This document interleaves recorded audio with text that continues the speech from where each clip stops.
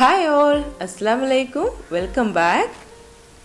Hello, welcome. ഇന്ന് intro എടുക്കാൻ ഒരാളും കൂടി കൂടെയുണ്ട് കേട്ടോ. അപ്പോൾ എന്തായാലും നമുക്ക് ഇന്നത്തെ വീഡിയോയിലോട്ട് പോവാം.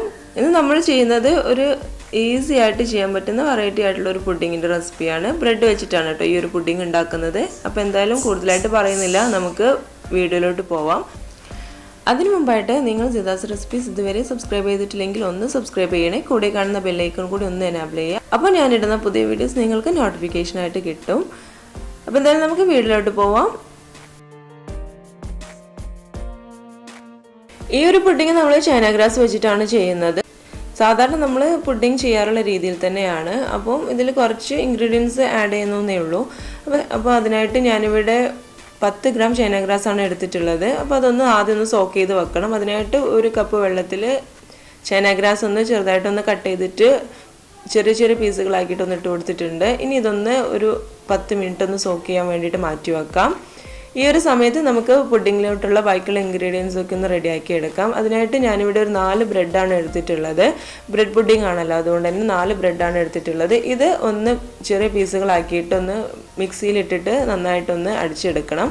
അപ്പോൾ ആദ്യം അതിനായിട്ട് മിക്സിയിലോട്ട് നമുക്ക് ഈ ബ്രെഡ് ഒന്ന് കട്ട് ചെയ്തിട്ട് ഇട്ട് കൊടുക്കാം. ഇനി ഇതിലോട്ട് 1/2 ലിറ്റർ പാലാണ് ഒഴിച്ചു കൊടുക്കുന്നത്. അതുപോലെ തന്നെ ഒരു 1/4 ടിന്നോളം കണ്ടൻസ്ഡ് മിൽക്ക് കൂടി ആഡ് ചെയ്ത് കൊടുക്കുന്നുണ്ട്.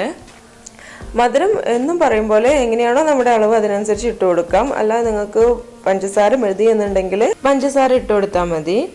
ഇപ്പോൾ ബ്രെഡും പാലും എല്ലാം കൂടി ഒന്ന് നന്നായിട്ടൊന്ന് മിക്സ് ചെയ്തെടുത്തിട്ടുണ്ട്. നന്നായിട്ട് ഫൈനായിട്ട് അടിച്ചെടുക്കണം കേട്ടോ, എങ്കിലേ നമുക്ക് തരിയൊന്നും കൂടാതെ തന്നെ നമ്മുടെ ബാറ്ററി കിട്ടുള്ളൂ. ഇനി നമുക്ക് ഈ ഒരു പാലിൻ്റെയും ബ്രെഡിൻ്റെയും മിക്സ് നന്നായിട്ടൊന്ന് ചൂടാക്കി എടുക്കണം. അതിനായിട്ട് ഞാനിവിടെ ഫ്ലെയിം ഓൺ ചെയ്തിട്ട് പാൻ ഒന്ന് വെച്ചിട്ടുണ്ട്. ഈ ഒരു പാനിലോട്ട് നമുക്ക് പാലിൻ്റെ മിക്സ് ഒന്ന് ഒഴിച്ചു കൊടുക്കാം.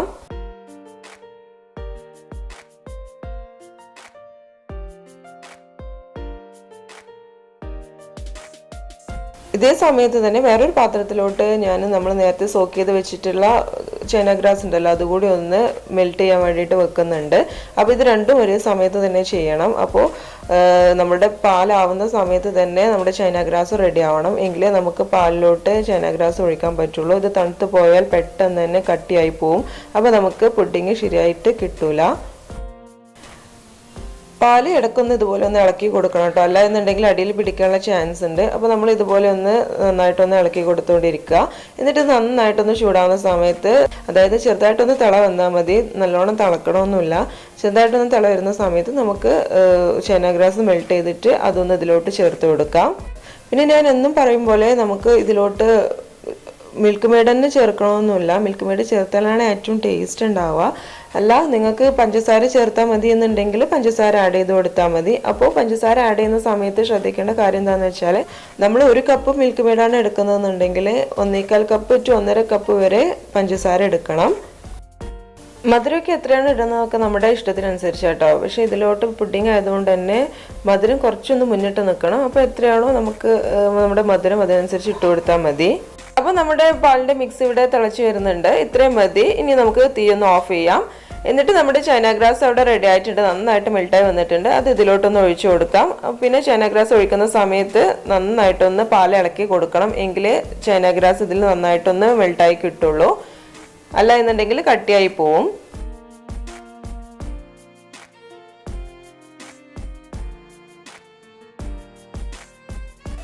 അങ്ങനെ നമ്മുടെ പുഡിങ്സ് ഇവിടെ റെഡി ആയിട്ടുണ്ട്. ഇനി ഇതൊന്ന് നമുക്ക് മാറ്റി വെക്കാം. ഇനി ഇത് നമുക്ക് 3 പാത്രത്തിലോട്ട് ഈക്വൽ ആയിട്ടൊന്ന് ഒഴിച്ചു വെക്കണം. ഞാനിത് 3 ബൗളിലോട്ടൊന്ന് ഒഴിച്ചു വെക്കുന്നുണ്ട്.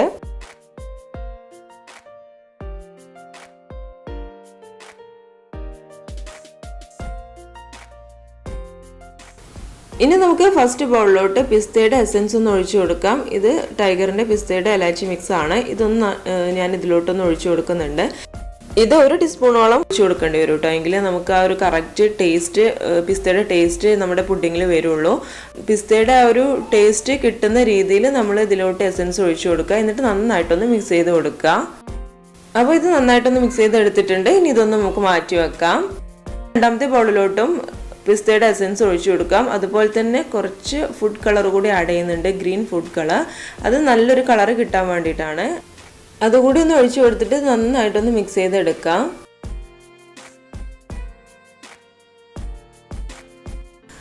ഒരു ബൗളിൽ നമ്മളൊന്നും ചെയ്യുന്നില്ല കേട്ടോ, അതുപോലെ തന്നെ എടുക്കുകയാണ്. ഇനി നമുക്കിത് ഒരു പുഡിംഗ് ട്രേയിലോട്ടൊന്ന് സെറ്റ് ചെയ്തെടുക്കണം. അതിനായിട്ട് ഞാനിവിടെ ഒരു പുഡിങ്ങിൻ്റെ ട്രേ എടുത്ത് വെച്ചിട്ടുണ്ട്. ഇനി ഇതിലോട്ട് നമുക്ക് ഇതെങ്ങനെയാണ് സെറ്റ് ചെയ്യുന്നത് നോക്കാം. അപ്പോൾ ആദ്യം നമുക്ക് ഗ്രീൻ കളറിലുള്ള പുഡിംഗ് മിക്സ് ഒന്ന് ഇതിലോട്ട് ഒഴിച്ചു കൊടുക്കാം. നടുവിലായിട്ടൊന്ന് ഒഴിച്ചു കൊടുക്കുക. ഇതിൽ നിന്നും കുറച്ചൊന്ന് ബാക്കി വെക്കുന്നുണ്ട്, നമുക്ക് ലാസ്റ്റ് ഒന്ന് ഒഴിച്ചു കൊടുക്കാൻ വേണ്ടിയിട്ടാണ്. എന്നിട്ട് ഇതിൻ്റെ മുകളിലായിട്ട് നമുക്ക് വൈറ്റ് കളറിലുള്ള, അതായത് നമ്മൾ കളേഴ്സ് ഒന്നും ആഡ് ചെയ്യാത്ത വൈറ്റ് പുഡിംഗ് മിക്സ് ഒന്ന് ആഡ് ചെയ്ത് കൊടുക്കാം. ഇനി ഇതിൻ്റെ മുകളിലായിട്ട് നമ്മുടെ പിസ്തയുടെ എസൻസ് മാത്രം ആഡ് ചെയ്തിട്ടുള്ള മിക്സ് ഉണ്ടല്ലോ, അതുകൂടി ഒന്ന് നടുവിലായിട്ടൊന്ന് ഒഴിച്ചു കൊടുക്കുക.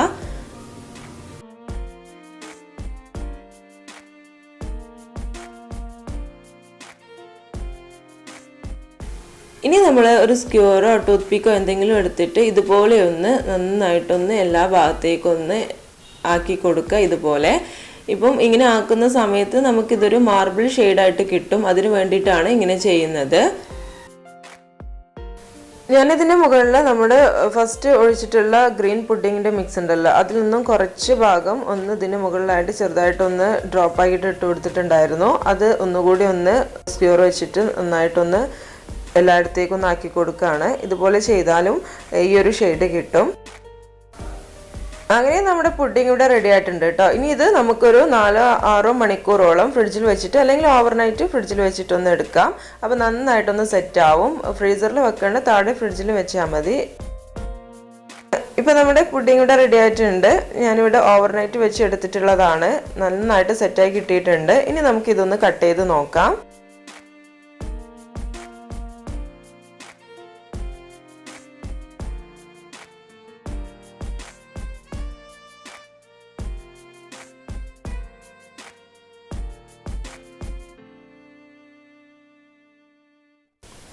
ഇതാ ഇങ്ങനെയാണ് കേട്ടോ നമ്മുടെ പുഡിങ് വരുന്നത്. അപ്പോൾ എല്ലാവരും ഇതൊന്ന് വീട്ടിൽ ട്രൈ ചെയ്ത് നോക്കുക.